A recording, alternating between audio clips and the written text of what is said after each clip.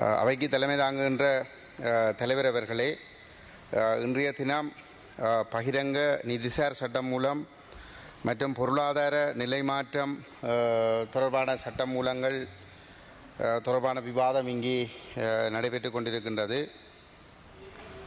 இந்த சட்டமூலம் தொடர்பாக இங்கே காரசாரமான வாத பிரதிவாதங்கள் நடைபெற்று கொண்டிருக்கின்றது. குறிப்பாக பொருளாதார நிலைமாற்றம் தொடர்பான சட்டமூலத்திலே இரண்டு சொன்னால், இந்த பொருளாதார நிலைமாற்றம் தொடர்பான சட்டமூலத்தில் IMFனுடைய நிபந்தனைகளை அப்படியே சட்டங்களாக மாற்றுகின்ற நோக்கத்தோடு இந்த சட்டம் கொண்டு வரப்படுகின்ற வகையிலே இந்த சட்டமூலம் இங்கே சமர்ப்பிக்கப்பட்டிருக்கின்ற நிலையில் அது தொடர்பான கடுமையான விமர்சனங்களை இந்த சட்ட மூலத்திற்கு எதிராக எதிர்த்தரப்பினர் முன்வைத்து வருகின்றார்கள். இதிலே இந்த சட்டம் மூலம் கொண்டு வரப்படுவதனுடைய நோக்கம் நாட்டினுடைய பொருளாதாரத்தை முன்னேற்றுதல் என்பதுதான் பிரதானமான தலைப்பாக இருந்து கொண்டிருக்கின்றது. அந்த வகையிலே இந்த நாடு பொருளாதார ரீதியாக வங்குரோத்து நிலையை அடைந்திருக்கின்றது. இந்த நாட்டினுடைய பொருளாதாரத்தை கட்டியெழுப்புவதற்கு புதிய சட்ட திருத்தங்கள் தேவை என்பதில் மாற்று கருத்துக்கள் இல்லை.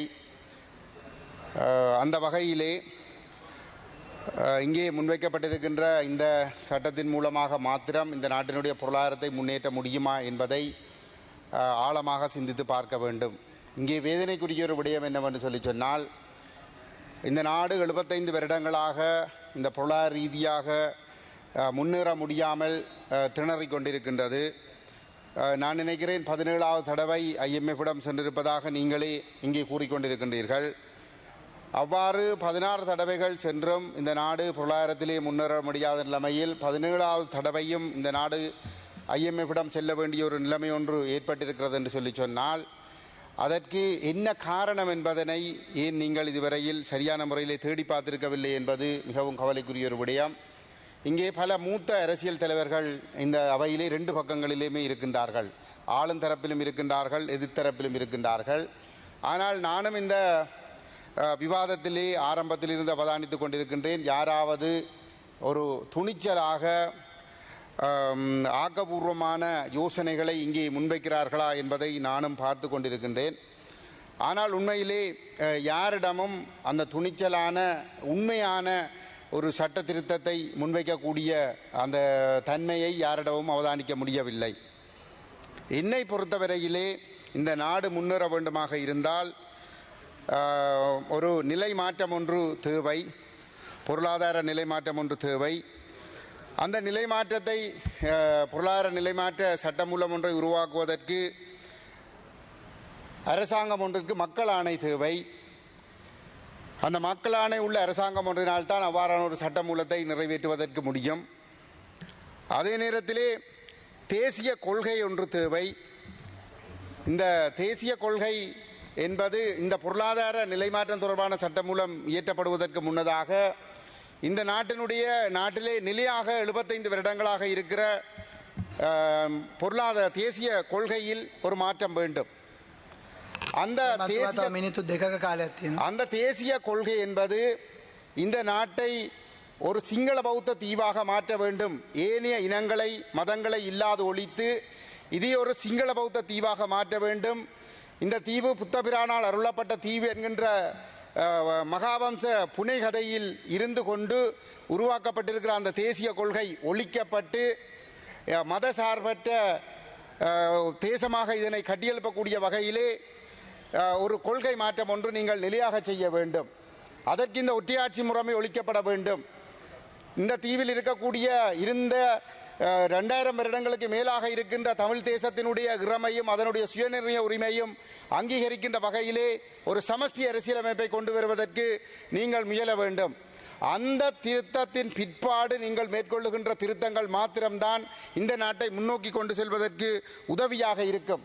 ஆகவே உங்களுடைய நிலையான தேசிய கொள்கையான இனவாத கொள்கையை நீங்கள் கைவிட்டு ஒரு மதவாதம் இனவாதமற்ற ஒரு கொள்கையை கொண்டு வர வேண்டுமாக இருந்தால் ஒற்றையாட்சி முறைமையை நீங்கள் முதலிலே ஒழியுங்கள். அதற்கு பிற்பாடு மாத்திரம்தான் உங்களால் இந்த நாட்டை கட்டியெழுப்ப முடியுமே தவிர மாறாக இந்த நாட்டு தீவை மையப்படுத்தி நடைபெறுகின்ற இந்த பூகோள ஆதிக்க போட்டியிலே வலியமிக்க சக்திகளுக்கு இடிபிடிகளாக இருப்பதன் இருந்து கொண்டு எந்த சட்ட திருத்தங்களை நீங்கள் கொண்டு வந்தாலும் ஒரு பொழுதும் இந்த நாட்டை நீங்கள் கட்டியெழுப்ப முடியாது என்பதனை நான் இந்த இடத்திலே ஆணித்தரமாக பதிவு செய்து கொள்கின்றேன். அந்த அடிப்படையிலே இன்று கொண்டுவரப்படுகிற இந்த பொருளாதார நிலைமாற்றம் தொடர்பான இந்த சட்டத்திற்கு தமிழ் தேசிய மக்கள் முன்னணியராகிய நாங்கள் ஆதரவு வழங்க முடியாமல் இருக்கிறோம் என்பதனை இந்த இடத்திலே பதிவு செய்து கொண்டு இன்னும் ஒரு விடயத்தை பதிவு செய்து நான் முடிக்கின்றேன். இங்கே இந்த பொருளாதார முன்னேற்றம் என்ற பெயரிலே இந்த 2022க்கு பின்னர் வடக்கு கிழக்கிலே எங்களுடைய தேசத்தின் பொருளாதாரம் அளிக்கப்படுகிறதே தவிர முன்னேற்றப்படவில்லை. கடல்சார் பொருளாதாரம் குறிப்பாக திட்டமிட்டு அளிக்கப்படுகின்றது. நான் முடிக்கிறேன். கடற்கரையோரங்கள் அந்நிய சக்திகளுக்கு விற்கப்படுகின்றன. உள்நாட்டு உற்பத்தியாளர்கள் மோசமாக பாதிக்கப்படுகின்றார்கள். அண்மையிலே ஆறுமுகம் தர்மரூபன் என்று சொல்லப்படுகின்ற ஒரு உள்நாட்டு சிறு கைத்தொழில் முதலீட்டாளர் ஒருவர் பெரியகுளம் கனராயங்குளம் வடக்கு பகுதியைச் சேர்ந்தவர் 84ஆம் ஆண்டில் இருந்து அவருடைய தந்தையார் செங்கல் உற்பத்தியை செய்து வந்திருந்தார். போர் காரணமாக அது சிறிது காலம் இடைநிறுத்தப்பட்டு 2010 அவர் தன்னுடைய உற்பத்தியை மீண்டும் ஆரம்பித்த பொழுது அவருடைய பகுதி போர் முடிந்த பிற்பாடு அங்கே ராணுவ முகாமாக மாற்றப்பட்டதால் அவருடைய உற்பத்தி இடமாற்றப்பட்டது. மீண்டும் அவர் 22ஆம் ஆண்டிலே அந்த முகாமாக அகற்றப்பட்ட பிற்பாடு அங்கே தன்னுடைய உற்பத்தியை ஆரம்பித்து செயற்படுத்திக் கொண்டிருந்த பொழுது கடந்த மே மாதம் 26ஆம் தேதி அங்கு சென்ற வனஜீவ ராசிகள் வன பாதுகாப்பு திணைக்களத்தினர் அது தங்களுக்குரிய இடம் என்று கூறி அங்கிருந்த அனைத்து உற்பத்தி சாதனங்களையும் எடுத்துக்கொண்டு அங்கே உற்பத்தி நடவடிக்கையில் ஈடுபட்டுக் கொண்டிருந்தவர்களையும் கைது செய்து கொண்டு அவர்களுடைய முதலீட்டை முற்றாக அழித்து எடுத்துச் சென்றிருக்கிறார்கள். இதுதான் உங்களுடைய அரசு தமிழ் தேசத்தை நோக்கி கையாளுகின்ற ஒரு அணுகுமுறையாக இருக்கிறது. ஆகவே இந்த இவ்வாறு பாதிக்கப்படுகின்றவர்களுக்கு நிவாரணம் வேண்டும், எங்களுடைய மக்களுக்கு நம்பிக்கை தரக்கூடிய அணுகுமுறைகளை நீங்கள் கொண்டு வர வேண்டும் என்று கேட்டு வாய்ப்புக்கு நன்றி கூறி விடைபெறுகிறேன். நன்றி.